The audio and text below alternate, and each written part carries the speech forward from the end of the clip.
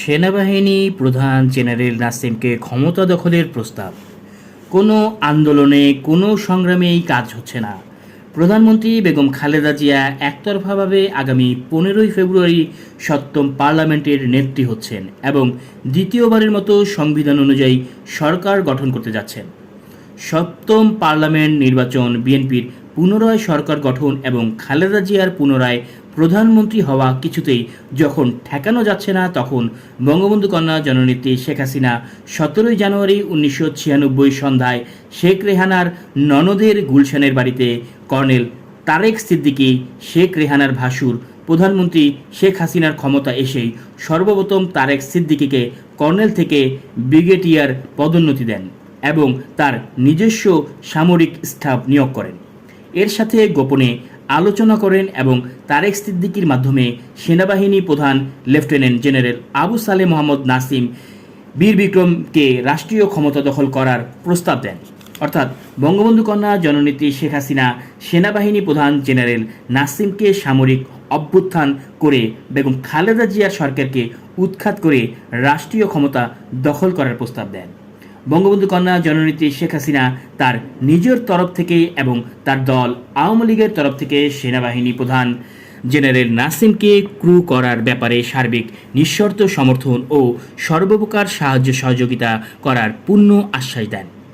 1982 সালে বিএনপি সরকার উৎখাত করার জন্য বঙ্গবন্ধু কন্যা জননেত্রী শেখ হাসিনা তখনকার সেনাবাহিনীর প্রধান লেফটেন্যান্ট জেনারেল হুসেইন মোহাম্মদ এরশাদকে যেভাবে আমন্ত্রণ জানিয়েছিলেন এবং সাহায্য সহযোগিতা ও সমর্থনের আশ্বাস দিয়েছিলেন, ঠিক একইভাবে 1996 মধ্যে জানুয়ারিতে বঙ্গবন্ধু কন্যা জননেত্রী শেখ হাসিনা সেনাপ্রধান জেনারেল নাসিম বীর বিক্রমকে ক্ষমতা দখল করার জন্য সাহায্য সহযোগিতা ও সমর্থনের আশ্বাস দিলেন। কিন্তু এবার সেনাবাহিনীর প্রধান লেফটেন্যান্ট জেনারেল আবু সালেহ মোহাম্মদ নাসিম বীর বিক্রম বঙ্গবন্ধু কন্যা শেখ হাসিনার প্রস্তাবে সায় না দিয়ে উপরন্তু বলে পাঠালেন, আমি পেশাদার সৈনিক। পেশাদার সৈনিকই থাকা উচিত এবং দেশে বর্তমানে যা চলছে তা রাজনৈতিক সংকট। রাজনীতিবিদদেরই এই রাজনৈতিক সংকট মোকাবেলা ও নিরসন করতে হবে। সেনাবাহিনী এই সংকটে জড়িত হয়ে নতুন সংকট সৃষ্টি করবে না। এরপরে জননেত্রী বঙ্গবন্ধু কন্যা শেখ হাসিনা প্রচণ্ড হতাশ হয়ে এই দেশে আর থাকা যাবে না বলে মন্তব্য করেন। পুলিশের লাশ চাই, মিলিটারির লাশ চাই। 10 ফেব্রুয়ারি 1996 সকাল 9টা বঙ্গবন্ধু কন্যা জননেত্রী শেখ হাসিনা ধানমন্ডি 5 নম্বর রোডের 54 নম্বরের নিজ বাসভবনের দ্বিতীয় তলার ভিভিআইপি ড্রয়িং রুমে ছাত্রলীগ সভাপতি এনামুল হক শামীম, সাধারণ সম্পাদক ইসাক আলী খান পান্না, নারায়ণগঞ্জের শামীম ওসমান, বর্তমানে আওয়ামী লীগ এমপি অজয়কর পঙ্কজ, নিরঞ্জন সাহা, দীপঙ্কর অসীম, সাধন দাস সহ মোট 11 জনকে নিয়ে বিশেষ গুরুত্বপূর্ণ, বিশেষ জরুরি এবং খুবই গোপন বৈঠকে বসেছেন। আসছে আগামী 15ই ফেব্রুয়ারি প্রধানমন্ত্রী বেগম খালেদা জিয়া এককভাবে জাতীয় সংসদ নির্বাচন করতে যাচ্ছেন। বঙ্গবন্ধু কন্যা শেখ হাসিনা এই নির্বাচন বানচাল করার জন্য সর্বশক্তি দিয়ে মাঠে নেমেছেন। জীবন মরণ লড়াই। আজ বিকেল 3টায় পান্থপথে বঙ্গবন্ধু কন্যা শেখ হাসিনার মহাসমাবেশ এবং এই সমাবেশ থেকে বেগম খালেদা জিয়ার বাসভবন অভিমুখে মিছিল হবে। এই সমাবেশ ও মিছিলের বিষয়েই বঙ্গবন্ধু কন্যা শেখ হাসিনা বৈঠকে বসেছেন। বঙ্গবন্ধু কন্যা জননেত্রী শেখ হাসিনা অত্যন্ত জরুরি, অত্যন্ত গোপনীয় এবং অত্যন্ত গুরুত্বপূর্ণ নির্দেশ ও কর্মসূচি দেওয়ার জন্যই এই বৈঠকে বসেছেন।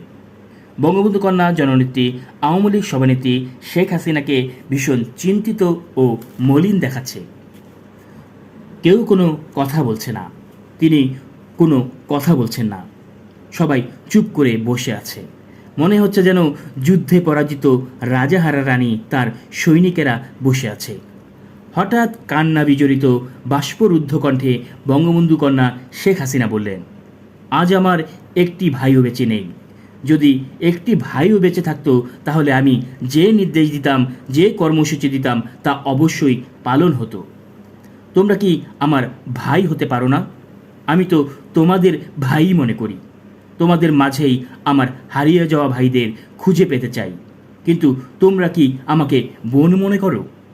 যদি তোমরা আমাকে বোন মনে করো, যদি সত্যি সত্যি তোমরা আমার হারিয়ে যাওয়া ভাই হও, তাহলে এই কঠিন দিনে কঠিন কর্মসূচি পালন করার জন্য প্রস্তুত হও। সকলেই আমার সাথে শপথ নাও বলেই উপস্থিত সকলকে বঙ্গবন্ধু কন্যা জননেত্রী শেখ হাসিনা শপথ করালেন এবং উপস্থিত সকলেই শপথ নিলেন। শেখ হাসিনা শপথ বাক্য উচ্চারণ করলেন। আমরা শপথ নিতেছি যে যে কোনো ধরনের কর্মসূচি বাস্তবায়ন করার জন্য আমরা জীবন উৎসর্গ করলাম এবং আমরা আরও শপথ করিতেছি যে আমাদের নেত্রী শেখ হাসিনার যে কোনো ধরনের নির্দেশ তা যত কঠিন হোক না কেন জীবন দিয়ে হলে আমরা পালন করব। শপথ বাক্য পাঠ শেষ হলে বঙ্গবন্ধু কন্যা শেখ হাসিনা বললেন, আজ আমি 10টা পুলিশের লাশ চাই, 5টা মিলিটারির লাশ চাই। পুলিশের লাশ চাওয়া বঙ্গবন্ধু কন্যা শেখ হাসিনার নতুন কিছু নয়। অতীতেও বহুবার তিনি পুলিশের লাশ চেয়েছেন, কিন্তু আজকের মতো এত আনুষ্ঠানিকতা, এত নাটকীয়তা করে অতীতে কখনো তিনি পুলিশের লাশ চাননি। অতীতে তিনি শেখ হাসিনা মাঝে মাঝেই বলতেন, পুলিশের লাশ চাই, পুলিশের লাশ চাই, কিন্তু কাউকে নির্দিষ্ট করে বলতেন না, খুব কড়া করে বলতেন না, হঠাৎ বিড়বিড় করে কথাগুলো বলতে থাকতেন। বঙ্গবন্ধু কন্যা শেখ হাসিনা বিড়বিড় করে পুলিশের লাশ চাই, পুলিশের লাশ চাই বলতে থাকলেও কেউ তা শুনত না, তা নয়। উপস্থিত সকলেই তা শুনত, কিন্তু কেউই তা গুরুত্ব দিত না এবং পালন করত না। বঙ্গবন্ধু কন্যা জননেত্রী শেখ হাসিনা পুলিশের লাশ চাই, পুলিশের লাশ চাই কথাগুলো হাওয়ার উপর ছেড়ে দিতেন, আর উপস্থিত সকলেই শেখ হাসিনার ন্যায় হাওয়াতে এই কথাগুলো মিলিয়ে যেতে দিত। কিন্তু বঙ্গবন্ধু কন্যা শেখ হাসিনা মন থেকেই এমন কিছু ঘটানোর জন্যই কথাগুলো বলতেন, অথচ কেউই শেখ হাসিনার কথা পালন করতো না, পুলিশের লাশ ফেলতো না।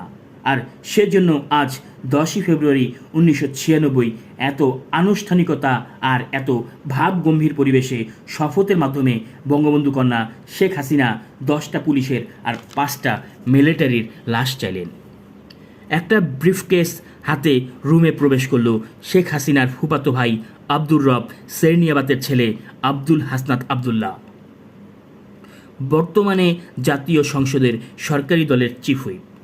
বঙ্গবন্ধু কন্যা শেখ হাসিনা ব্রিফকেস খুলে 500 টাকার নগদ 10টা বান্ডিল মানে 5 লক্ষ টাকা ঢেলে দিয়ে বললেন, এই নাও, যাও কর্মসূচি বাস্তবায়িত করো।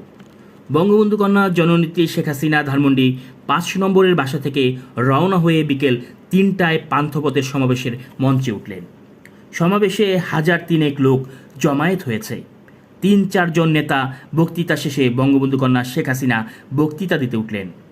বক্তৃতার শুরুতেই তিনি বললেন, আমরা প্রধানমন্ত্রী খালেদা জিয়ার বাসভবনে মিছিল নিয়ে যাব, আপনারা সকলেই মিছিলে অংশ নেবেন। বঙ্গবন্ধু কন্যা যেনই এই কথা বললেন আর অমনি চতুর্দিক থেকে বোমা পটকা গুলি শুরু হলো। মুহূর্তের মধ্যেই সমাবেশে জনতা দিক বিদিক জ্ঞানশূন্য হয়ে কে কোথায় গেল তার হদিস পাওয়া গেল না। সমাবেশস্থল ফাঁকা শূন্য হয়ে গেল। মঞ্চের নেতারা পরিকিমরি করে মঞ্চ থেকে লাফিয়ে পড়ে পালাতে লাগলো। বঙ্গবন্ধু কন্যা শেখ হাসিনাকে অতি কষ্টে মঞ্চ থেকে নামিয়ে ধানমন্ডি 32 নম্বরে বঙ্গবন্ধু ভবনে নিয়ে যাওয়া হলো। পালানোর প্রতিযোগিতায় নেতারা কেউ কারো চেয়ে কম গেলেন না। এমনকি বঙ্গবন্ধু কন্যা শেখ হাসিনার মঞ্চের সিঁড়ি দিয়ে নামতে দেরি হচ্ছিল। এই অবস্থায় পিছনে পড়ে যাওয়া এক নেতা, বর্তমানে মন্ত্রী, তাকে শেখ হাসিনাকে ধাক্কা মেরে নিচে ফেলে দিয়ে পালিয়ে যায়। সমাবেশ ও প্রধানমন্ত্রী খালেদা জিয়ার বাসভবন অভিমুখে মিছিল কর্মসূচি ব্যর্থ হয়। পরে গোলযোগের কারণে police Sonargaon road, Panthapath, green road ইত্যাদি রোডে যান চলাচল বন্ধ করে দিলে কলাবাগান রোডে যানজটে আটকে পড়া বিআরটিসির 2টি দোতলা বাস, 3টি ট্রাক, 3টি পিক আপ গাড়ি, 5টি প্রাইভেট কার, 4টি বেবি ট্যাক্সি, স্কুটার ইত্যাদিতে এবং ধানমন্ডি 32-এর সামনে শুক্রাবাদ পেট্রোল পাম্পে বঙ্গবন্ধু কন্যা শেখ হাসিনার নির্দেশে বঙ্গবন্ধু ভবনের স্টাফ কর্মচারী দিয়ে আগুন লাগিয়ে প্রতিশোধ হিসেবে জ্বালিয়ে দেওয়া হলো।